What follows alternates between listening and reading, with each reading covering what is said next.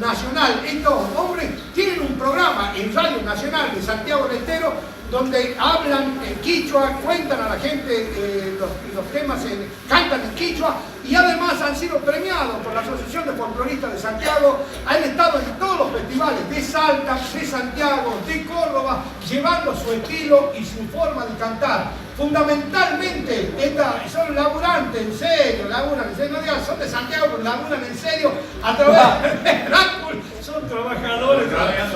Queridos amigos, trajimos de invitado a esta jornada de Cacharpaya a estos hombres que cantan, hablan, enseñan y tienen hasta un lugar. Hasta trabajan. Santiagueño, Quichua Manta.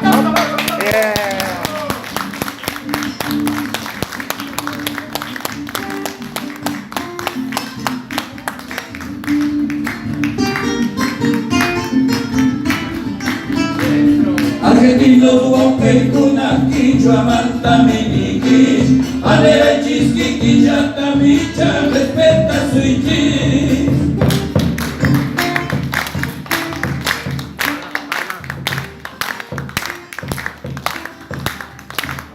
Ayatunda pueblos lipamana en capipal marca Un idioma pacha pimpintiana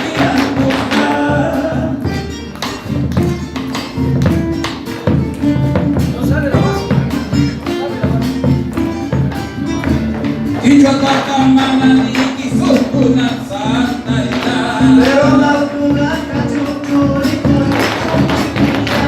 Quichua ya chiche kamita muru Argentina